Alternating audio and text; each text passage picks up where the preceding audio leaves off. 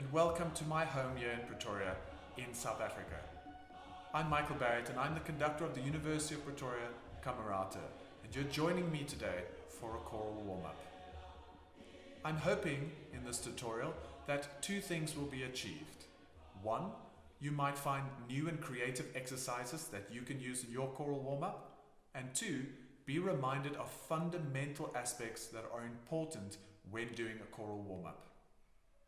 For me, there are three golden rules when it comes to the choral warm-up. Number one, the choral warm-up is non-negotiable. As a conductor of an amateur choir, amateur university singers, the choral warm-up is one of the only times I get to focus on the technical ability of my singers. It also helps to bring all the singers who come from different study fields and backgrounds into the same space so that we can have a successful choral rehearsal. And it is used to focus the mind and improve both their musicality and technique. Number two, choral warm-ups need to be meticulously prepared. A warm-up is not just about singing high and low, but making sure that the singers are in the space to achieve certain goals for every rehearsal. This does not mean that you need to create a brand new choral rehearsal for every session, but the rehearsal should be contextualized so that you get the best result for the music that is going to be studied. So if you're going to do a piece that is very rhythmically challenging, then take some of those challenging rhythms and bring them into a choral warm-up in creative ways. Number three, no exercise should be taught in isolation. Exercises are building blocks of musicality and technique, and they need to follow one another in a logical way. So if you're teaching your choir an arpeggio, it's not just enough for them to focus on intonation because the exercise might be an intonation exercise. Your choir must always sing musically, they must always sing in tune, and you must always demand this from your singers. So if you keep these three golden rules in mind, you're good to go. And because we're in sunny South Africa, I think we can start with stretches in my garden. Come join me.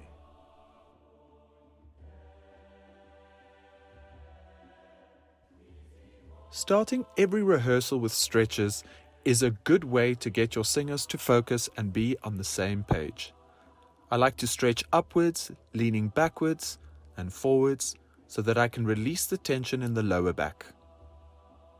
Shaking the shoulders into the ground is a good way to get the singers to release some of that tension in their shoulders, and then I have them breathe in slowly, coming up vertebrae by vertebrae. Making singers aware of their intercostal rib muscles and their lungs is really important, and by having them lean over to the side and tapping their sides, this is a good way of making them aware of that. Shrug the shoulders forwards and backwards and give yourself a big hug. These are all important exercises. Take your one arm, stretch it across the body, and turn the body as far backwards as you can. Do this on both sides, making sure that your head faces the front. This releases a lot of the energy in the lower back. In Africa, we have a saying, the bigger the hips, the bigger the circles. This exercise is really fun to do and is really good for releasing all that extra tension that might be built up from your daily activities. Now shake everything out. From the top to the bottom, jump up and down and just release all that tension. There we go. Let's go to the face. Now that we've released the tension in the lower part of the body, let us focus on the upper part. We harbor a lot of tension in our shoulders, so make sure that you stretch your shoulders forwards and backwards to release this energy. The face also requires relaxation techniques. Stick out your tongue, open your eyes, and wiggle your face around a lot. All these help to just release that tension that is built up in our face. I like to brush my teeth with my tongue, for the tongue is a really important part of the body for making music. Now turn to the side and you will notice where your jaw hinges, relax that and release the tension in the jaw by doing soft circular motions. Make sure that the jaw is nice and relaxed when you're doing this exercise. You can give yourself a nice little tap once again stretching the mouth and the eyes, rubbing the temples and just giving soft taps along the sinus passages is also really good for invigorating energy into your body. Now drop the neck and roll it side to side. The atlanto occipital joint in the neck is one of the biggest reasons why we get tension and headaches, so make sure that you roll this really, really nicely. Tilt the head backwards and stretch upwards. Now you're ready.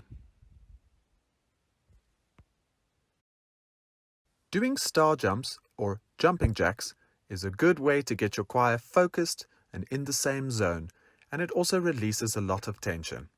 It's also fun to do. Now watch these jumping jacks. Can you spot something that I'm doing differently? Here, let me show you. Watch my feet. My feet are jumping in a 3-time pattern. Out, in, 1, 2, 3. But my hands stay in duple time. Up, down, 1, 2, 1, 2. Let's have a closer look at the feet. Out, in, 1, 2, 3. Out, in, 1, 2, 3. And now look at my hands. Up, down, up, down, up, down, up, down, up, down. Now try put the two together. This forms a polyrhythm, duple time in the hands and triple time in the feet. It's a fantastic exercise for teaching concentration and is very much used in South Africa because of the polyrhythms that we sing in our traditional music. Start with the feet. Once that has become a habit, add the hands. Now you try.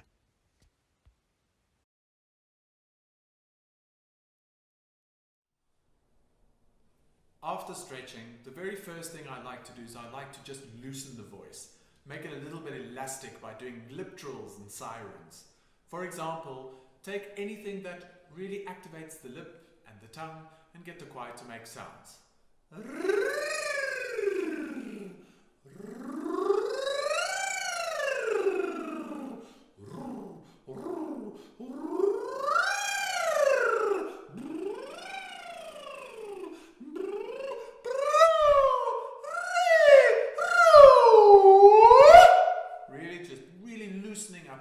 The sound and the vocal cords and that to get them really activated. The lip trills are really good. And r and brr, because it activates the feeling right here in the facial muscles and it's a really good way of doing it. Have them, if you have children, imagery really, once again, very, very important. I like to use the idea of a motorbike.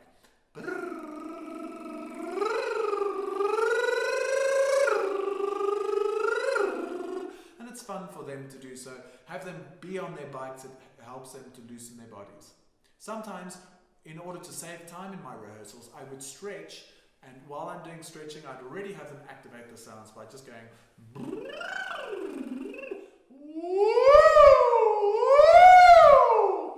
or so forth. So that's a really good way to combine two of the exercises right in the beginning. In South Africa, we also have lots of clicking sounds. In our traditional languages, so we like to add a lot of clicking sounds. It's very good for the tongue. So we have the choir go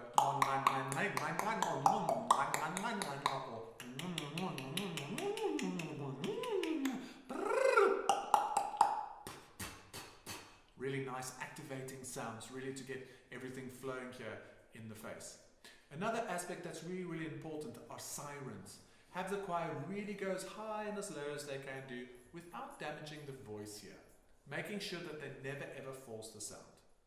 So for the siren exercise, I like them to pick up the sound and I like them to throw it as if they're throwing a football across a field.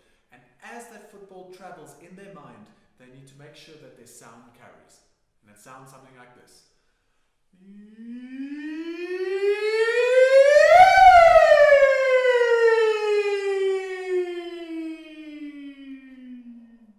Making sure that their football doesn't fall, yay, and just kind of land on the ground. Make sure that they follow that football. Watch once more. These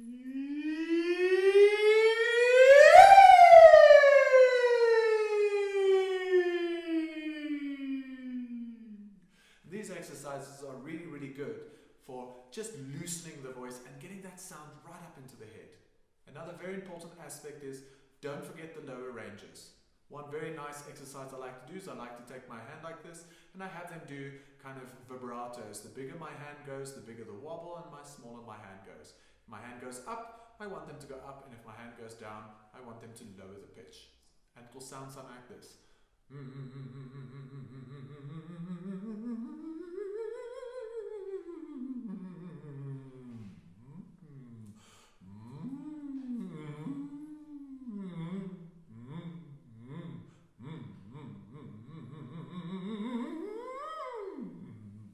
Really just to loosen up those muscles and get right. But there's many, many ways that you can do this.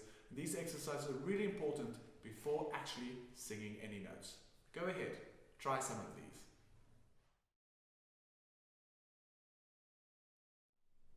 One of the most important fundamentals of good choral singing is breathing. Breathing can be divided into two aspects: breath control and breath management.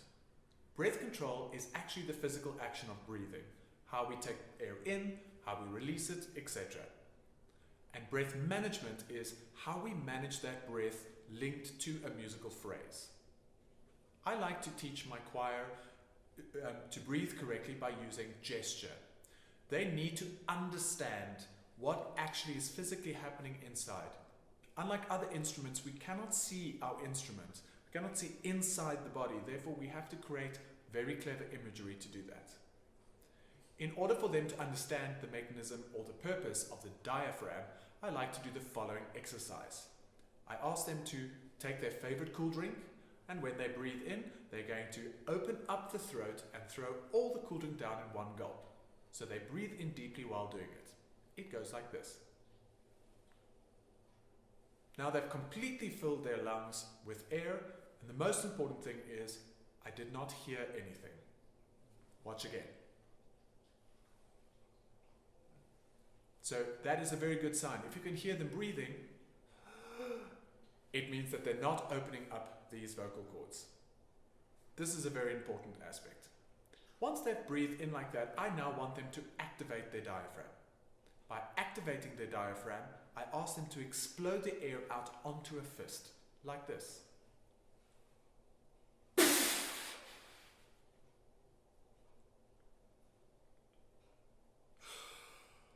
The most important aspect here is that they must push out all the air before gasping for air.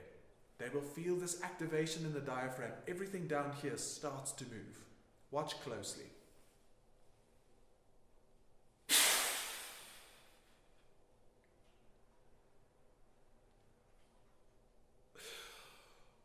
They can feel this real kind of working inside the diaphragm, and that's really good for singers so that they realize what is actually happening inside. It's really important when singers breathe. Often when they breathe, they tend to lift their shoulders. So if you watch your choir while they're singing, they'll breathe and they'll go like this. This is really important. This is called clavicular breathing or chest breathing.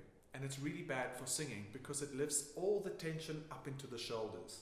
So make sure that when your choir breathes, that they stand perfectly still here and that you cannot hear the breath go inwards. Very important little trick that I can teach you is if they sing with their chest already nice and high, it's more difficult for them to breathe with the chest.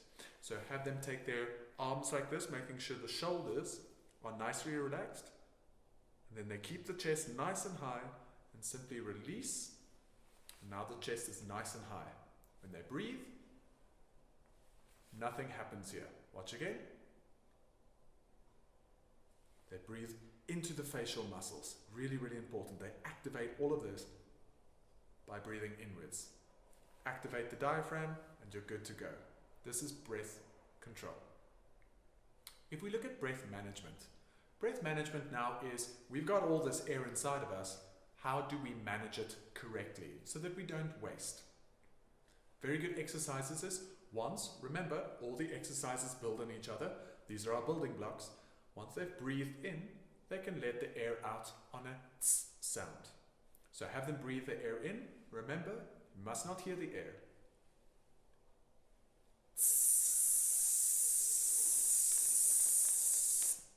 And as they breathe out on a tss sound, make sure that that flow coming out is consistent.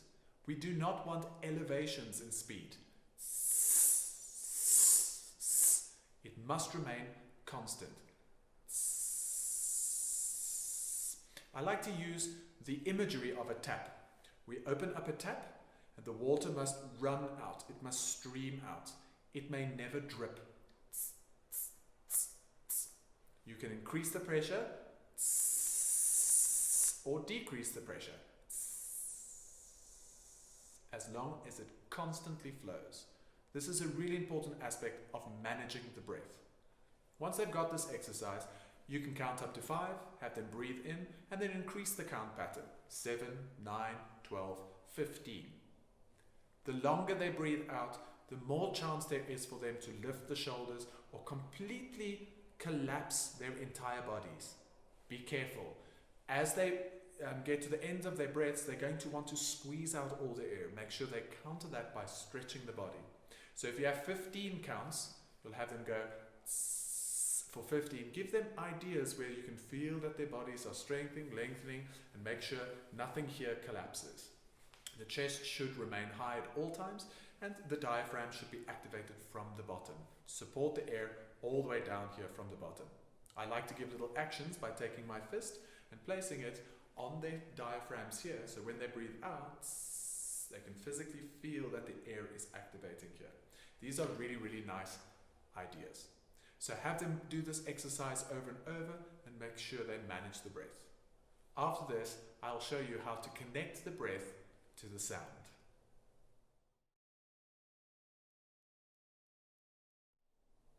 Now we want to connect the breath management to the sound. And we simply do this in increments. Start off by singing simply one note. I like my choir to start with a hum, because I like the placement of the sound to be felt, the resonance right in the lips. And all that I have them do is I have them focus on their breathing, taking their cup, breathing in, and just humming.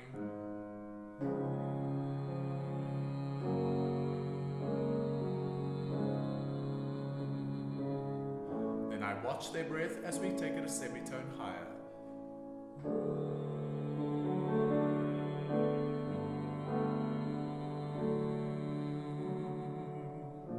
So forth. And each time I'm doing the exercise, I'm making sure that they don't lift their shoulders when they breathe, that they've got space in the mouth. You can clearly hear it. I don't want a sound. Nice resonant sound. Keeping the lips nice and relaxed, right and forward. They must feel this vibration. I also check that when they breathe, they don't lift their shoulders and I can't hear them breathe. I don't want them to go, so I keep it nice and light. So very, very simple exercise. Watch those aspects. Make sure that you can't hear them breathe and watch that their chest stays nice and low. Sounds like this.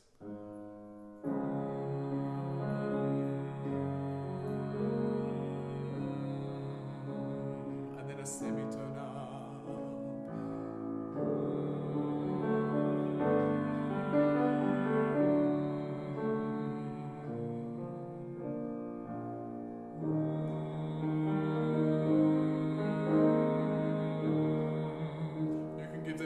Actions by reminding them to always stretch feeling tall, or make sure that the sound is nice and round at all times. These kinds of imagery are really, really important.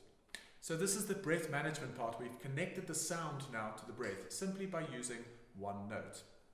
Now what we'd like to do is we'd like to extend the exercise. So just add a couple of notes. This will now teach them to manage the breath over a longer phrase. So I like to add 3 notes at the beginning. And you can be very creative here, keeping them in small steps, stepwise up, stepwise 2. Don't make it too complicated. So something like this.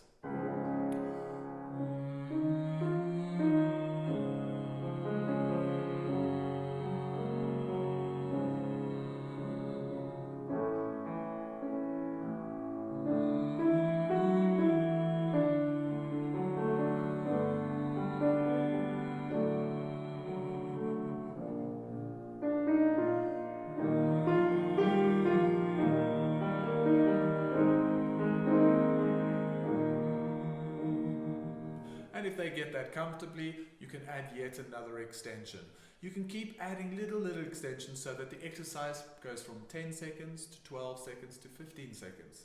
It doesn't matter how you extend the exercise, as long as you extend it gradually so that they can learn how to control the breath and save air. What eventually will happen is they will start to collapse the bodies as they try to get the end of the phrase. Make sure that they never do that. They must always end every exercise with a little bit of air left. Never sing until the end of their breath. So we don't want them, for example, to go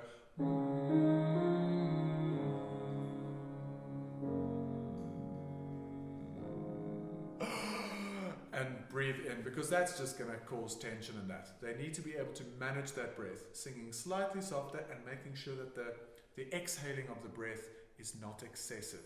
So a really long exercise would sound something like this.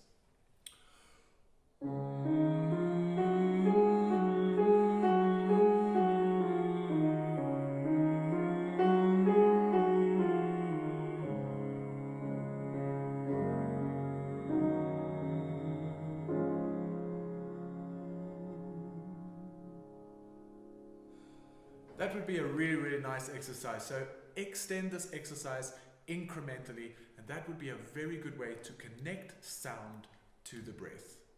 Try this with your choir.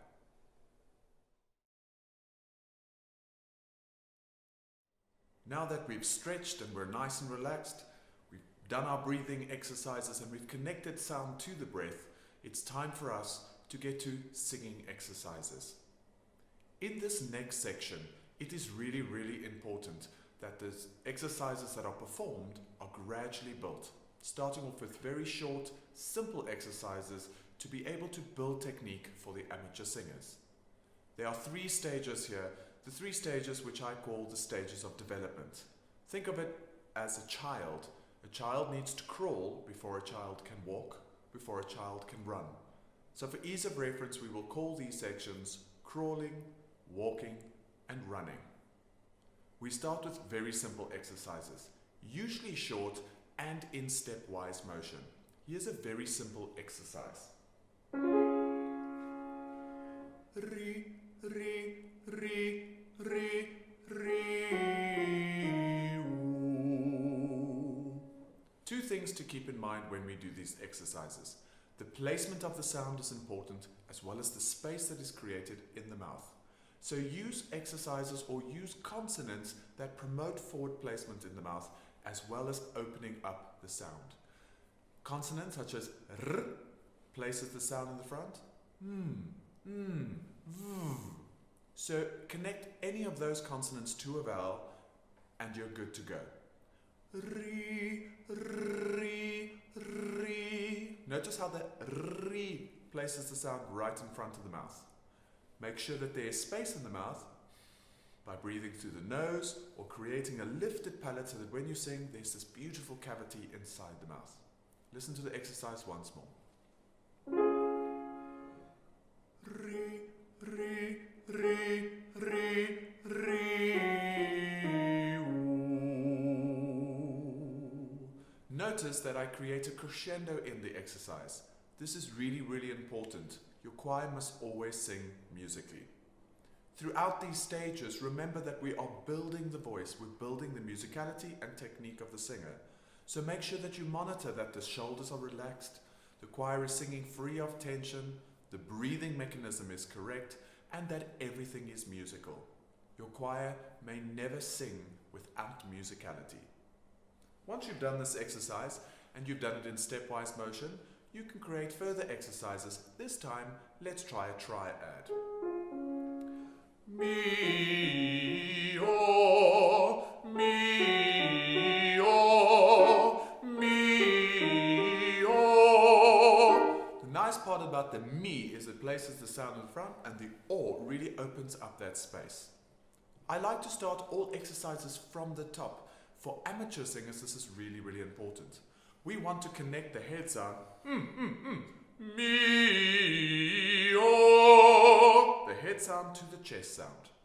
Often if amateur singers sing from the bottom, they tend to close up the throat at the bottom.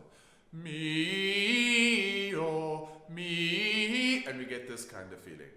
So take the sound from the top, connecting the head voice into the bottom. Mi, oh, mi, oh, mi, and so forth and so forth. Again, the m places the sound in the front, and by taking it from the top, you have this beautiful, beautiful placement and connection from the head to the chest. These exercises can be interchanged with different consonants and different vowels. Try these. Doing arpeggios is a really good way to stretch the technical ability of your singers. Here's a really good exercise based on the Italian words bella signora. Bella signora. What's wonderful, it incorporates the pure vowels of the Italian language, making it really good to be able to zone in on homogeneity of sound between your singers, creating the same sounds. Make sure that the bottom is connected to the top, and you can have your singers create a connection simply by thinking downwards. Remember, always have them relax the body and always listen for beautiful tone and beautiful singing. Bella signora.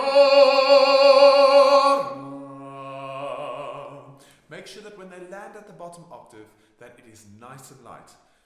Also be careful that the singers do not reach for the top notes by going Bella signora. If you want them to create that same space as they get on the top notes, you could invert the exercise and have them starting on the top. Bella signora. So be creative in how you approach technique and singing. Remember, make sure that they do not breathe with the chest, they're always free of tension, and most importantly, that the sound is beautiful and musical. Try this. Here's a wonderful exercise that allows you to focus on intonation. Again, it is a full scale and it's an arpeggio called Maria. Starting on the fifth, the exercise goes Maria, Maria, Maria.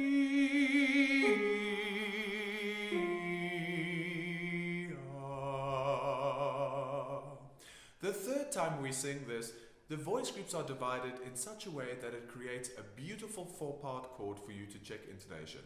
You will see this on the score. The sopranos will remain on the tonic, the top. Maria. The tenors will come down to the fifth. Maria. The altos down to the third. Ria. And the basses all the way to the bottom octave, creating this beautiful 4-part chord which you can then use and adjust to tune, making sure all the vowels are aligned, all the same. What's wonderful about this exercise, it really promotes forward singing. Marie. The re really shoots the sound to the front of the mouth and creates a beautiful, beautiful space. One very important aspect of the onset of tone is how your singers breathe and with which vowel they breathe. Now there are two schools of thought here. A lot of conductors believe that you breathe with the vowel that you start with. For example, ma would be an R sound. Ma. So you would breathe on a R and then place the sound. However, in a country like South Africa, where there are so many different languages spoken by the people, for us it is easier to always breathe with the R vowel because it is the tallest vowel. And from there to place the sound where it needs to be.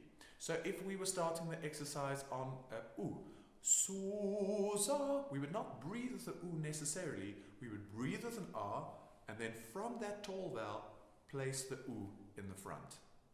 This is just different techniques and different ways of placing the sound. You can do what works best for your choir. So try this exercise, Maria. Again, you can go up a semitone and down a semitone. You could also change the words, keeping the vowels pure. Think of interesting names. Susanna, Leonie, Maria. Have fun doing this with your choir. Remember, they must always sing free of tension, they must always breathe correctly, and it must always be musical. Try this. Now it's time for your singers to run with an agility exercise. Staccato is very, very good to activate the diaphragm, and it's also really good to check intonation. This exercise is called Zio. It goes like this. Zio,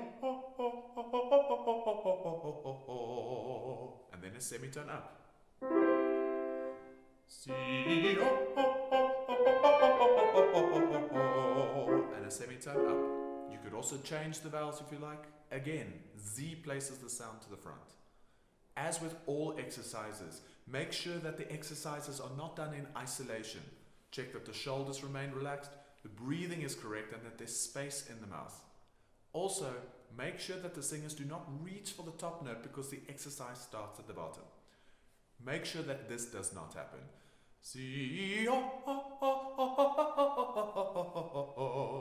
They need to counteract that, and you can give them exercises where they really connect the sound. I like to take my belly button like this, and I like to just have a downward motion as they sing the exercise.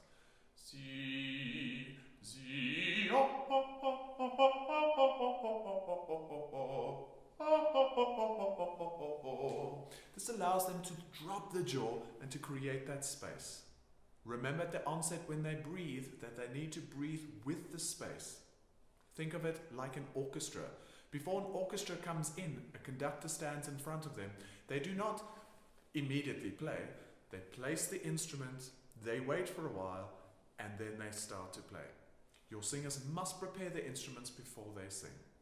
So try this Zio and see your choir getting really in the mood for singing.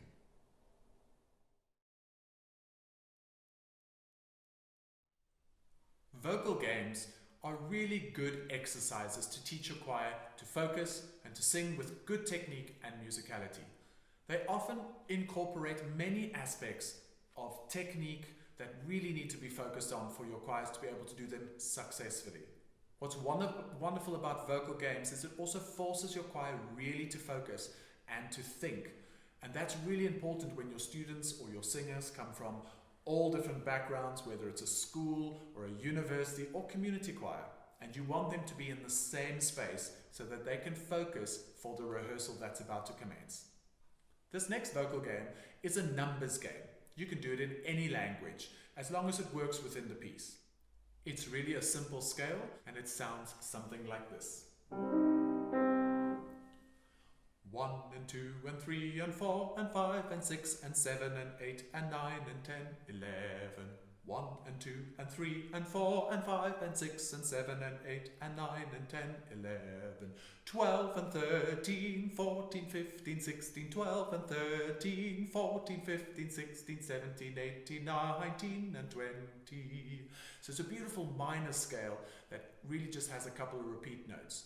The words are simply counting in English from 1 to 20. Listen one more time. This time you can follow the music. 1 and 2 and 3 and 4 and 5 and 6 and 7 and 8 and 9 and 10, 11. 1 and 2 and 3 and 4 and 5 and 6 and 7 and 8 and 9 and 10, 11. 12 and 13, 14, 15, 16, 12 and 13, 14, 15, 16, 17, 18, 19 and 20.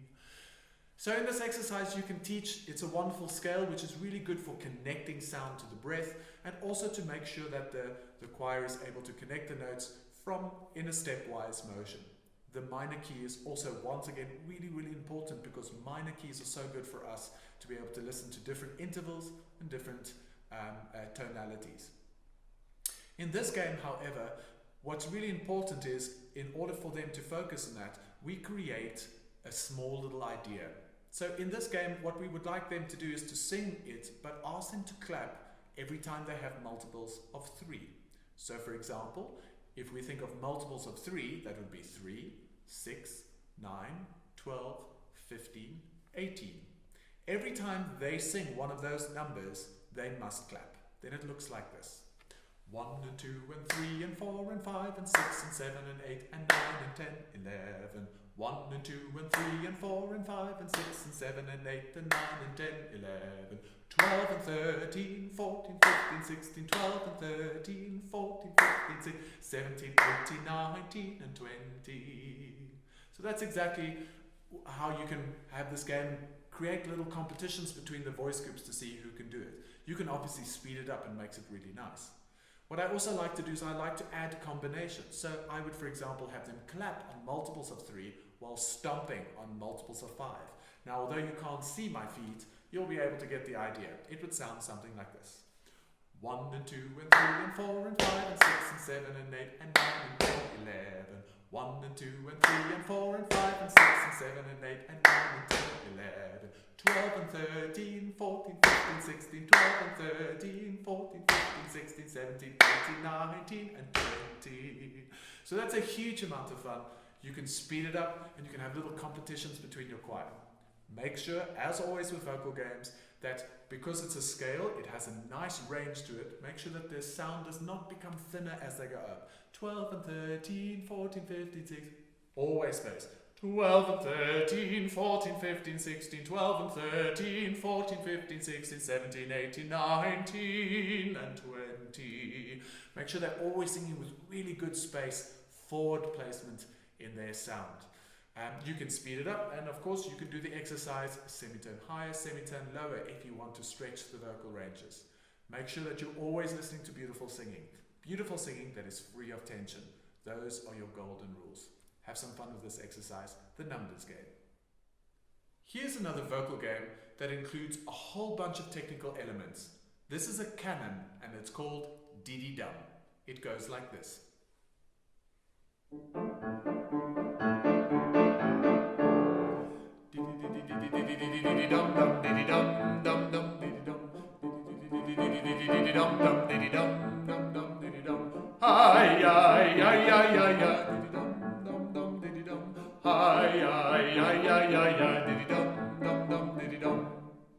Good.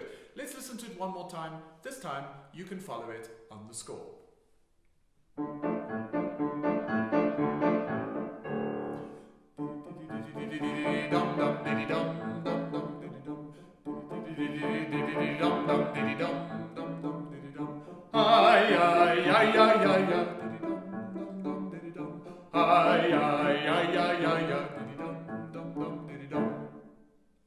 So each part sings this melody, and you can have the choir starting a beat or 2 beats later so that it forms a wonderful canon.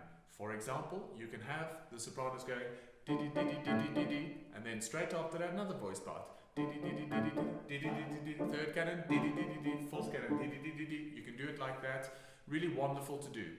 For a really nice challenge, have the choir members sing it exactly 1 beat apart. So have the first voice group, soprano, start on beat 1, the second voice part, whichever it is, on beat 2, the third one on beat 3, and the fourth one on beat 4. It makes for really important listening. What's wonderful about this exercise is you get to challenge the choir's ability or musical ability on several aspects. Firstly, the d-d-d-d-d-d-d constant is really important to create good articulation. The nice thing about the E sound and the D, it places the sound right in the front of the mouth. So it teaches the singers to keep or create the sound right in the front of the mouth. All too often singers pull the sound back, so this exercise is really good to place the sound right in the front. Of course, the d-d-d-d-d-d-d-d constant is really good for the tongue, and it's really good for articulation. You also have a wonderful crescendo in this, crescendos and decrescendos. So in the first part, you can have a mezzo di voce, crescendo and decrescendo, really teaching the choir how to control the increase of volume and the decrease of volume.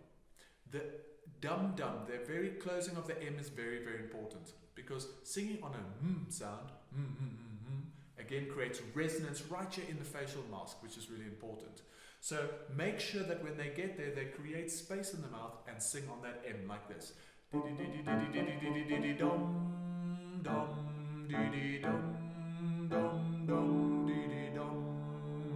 So it's not dum-dum, the sound doesn't stop.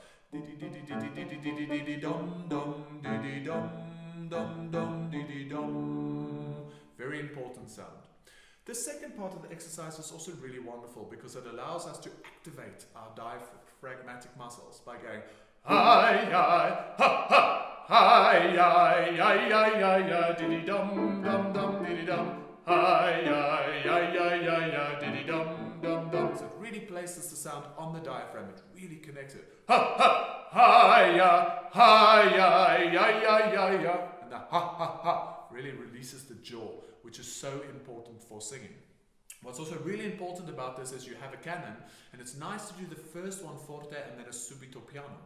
Often when singers sing piano, what do? They collapse the whole space of the body inside the mouth. So in other words, we would go, hi, ya, ya, ya, ya, ya, dum, dum, dum, and we get this real pathetic kind of sound. This helps it to keep it open. So counteract that feeling of wanting to go down like this. Hi, ya, ya, ya, ya, ya, dum, dum, dum, diddy dum. Hi, ya, ya, ya, ya, ya, diddy dum, dum, dum, diddy dum. And that's the diddy dum exercise. Have some fun. Enjoy. This final exercise is one of my favorite. It's a really good exercise to teach your choir musicality, technique, all the while getting them to focus. And it will put such a big smile on their face. It's called the Ping Pong song, and it's based on a melody that I think you will all recognize. It goes like this.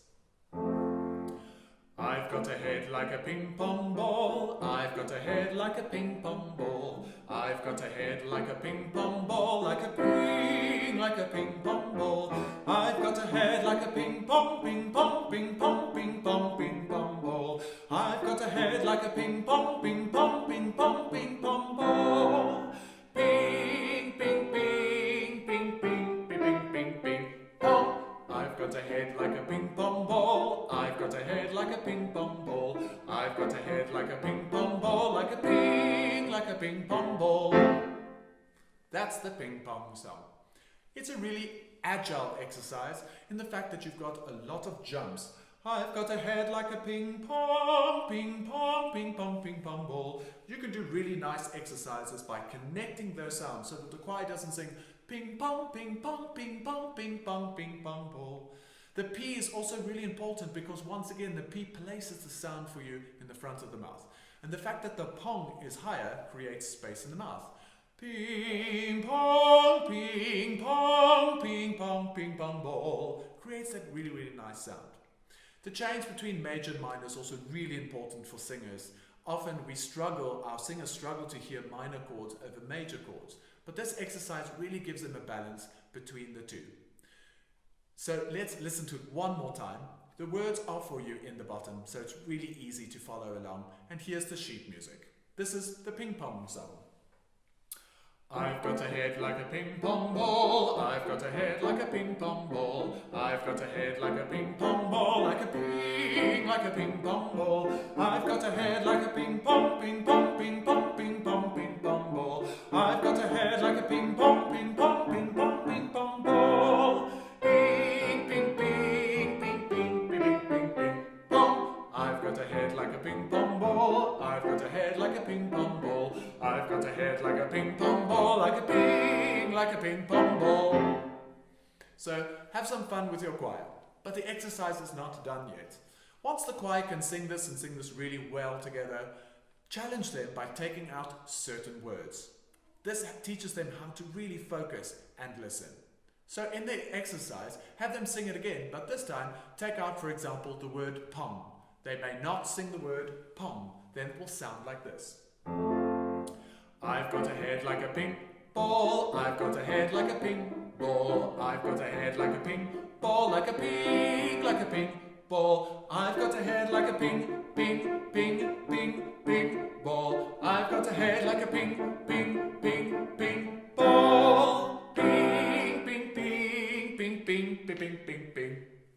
I've got a head like a ping ball, and so forth. So tell them not to do that. Then you can put it back in and tell them not to sing ping, for example. In this way, they have to listen for the melody in their head the whole time, and it's quite challenging. But it doesn't stop there.